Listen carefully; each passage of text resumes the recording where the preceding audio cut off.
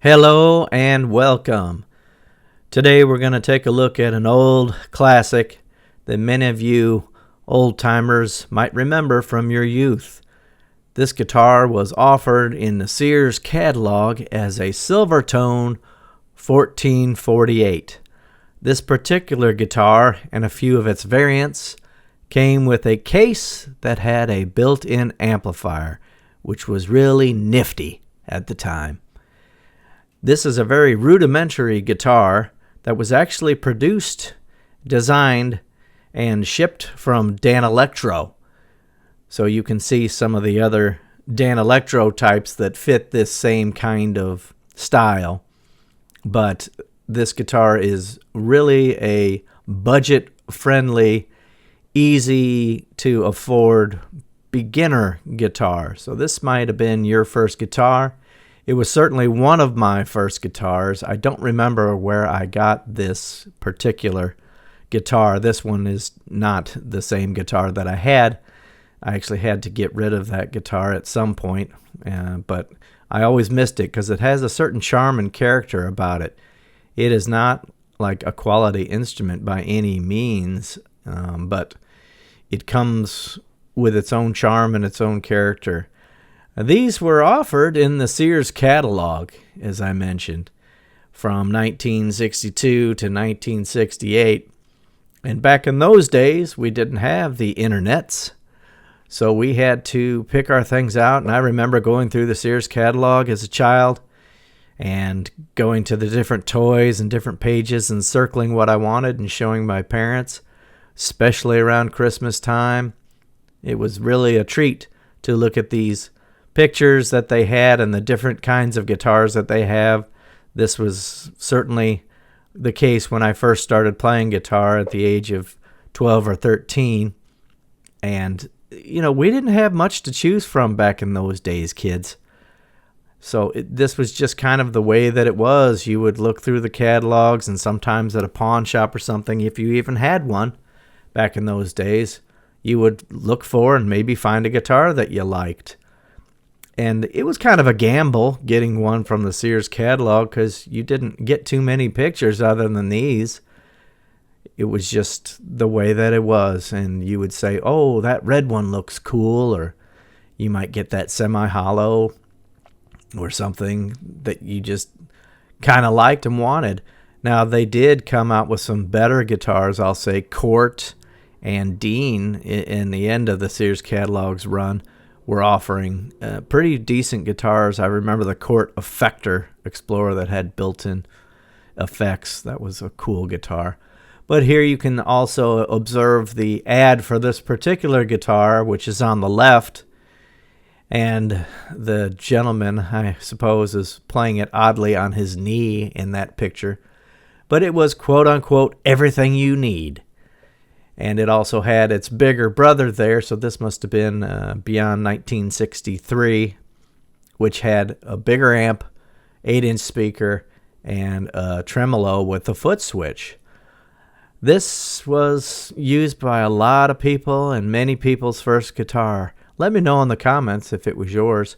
I'm going to hand it over to Gary Peterson for some details. Gary, take it away, please. Hello and welcome back. Thank you for having me. Let's take a look at this wonderful guitar from the early 60s, the Silvertone 1448. This was all part of the Amplifier in a Case Silvertone series of 1448, 1449, 1451, 1452, and finally 1457. It's a line of guitar sets made from 1962 all the way to 1968. Sometimes it included a 45 vinyl RPM record, How to Play Guitar. All I could find is one side being played on YouTube in a rudimentary recording.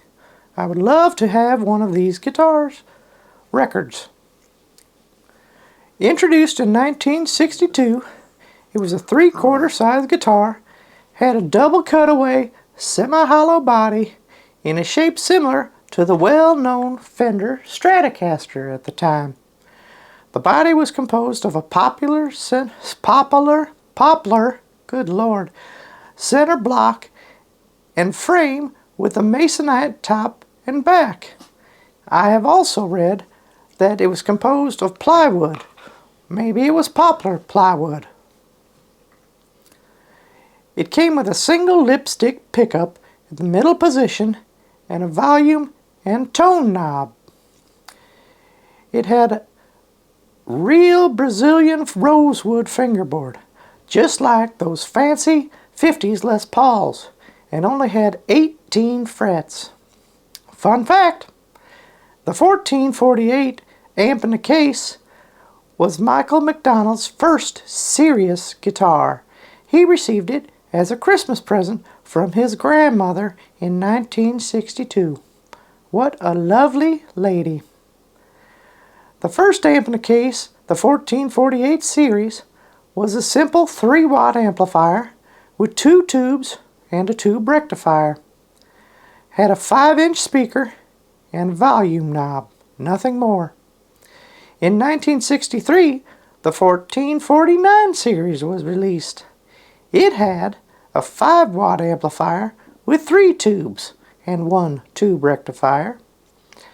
It also had an 8-inch speaker, gain, tone, tremolo, and speed and strength knobs. So it had built-in tremolo that was really nice. 2 inputs so you could jam with your buddy, and a foot switch for the tremolo. In 1963, they offered a 2-pickup model with a 21-fret neck. Thank you for having me. And thank you, Gary. If I don't see you, please have a Merry Christmas. So here you have the 1448.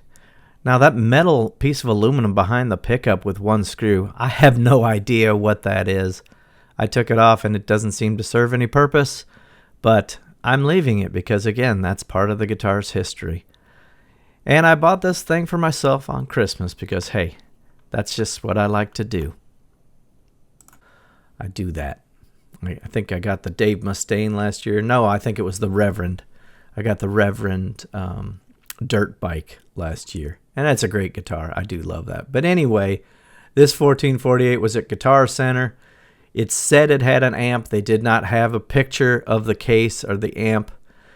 I've been telling Guitar Center as politely as possible to get their webpage up to 2025 standards. Their website is like from 1997 or something. It's just terrible. They have 1 pick often, 2 picks, not very many picks, terrible AI descriptions. The AI descriptions tell you nothing. They literally tell you nothing. But it's a shame because Guitar Center is still a pretty good resource as far as competitive prices and things. As you know, people trade a lot of things in at Guitar Center. So anyway, rant off on that. Let's get back to the guitar. It has some interesting tuners. It says in one description I saw that they were sealed tuners. I guess they're kind of sealed. That metal plate, once you take those screws off, the half of it comes off and expose the gears and the tuning winders, which I went ahead and re-lubed with lithium grease. They were quite nasty. It's obvious to most people that this guitar has been painted.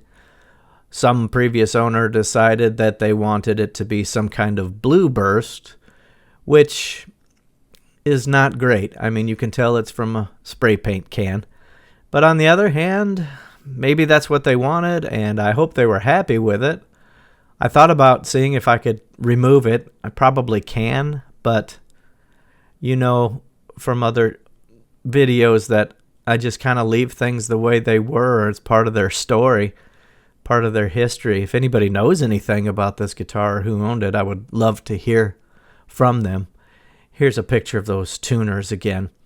They work fairly well. I mean, they're very rudimentary tuners, but they do the trick. And this thing stays surprisingly in tune for its age. And it just has a very unique sound. and it's fun to play. It's little, it's fun to play. It gets a little bit of resonance when you're playing it acoustically without an amplifier. And of course, that Danelectro pickup is loved by many people. This amplifier, I was told, needed some work, but I was happy to get it, and considering the condition, I thought I got a pretty good deal. It was like $400. These things go for quite a bit more than that typically. I guess it's the sentimental value that a lot of people have. They're willing to pay.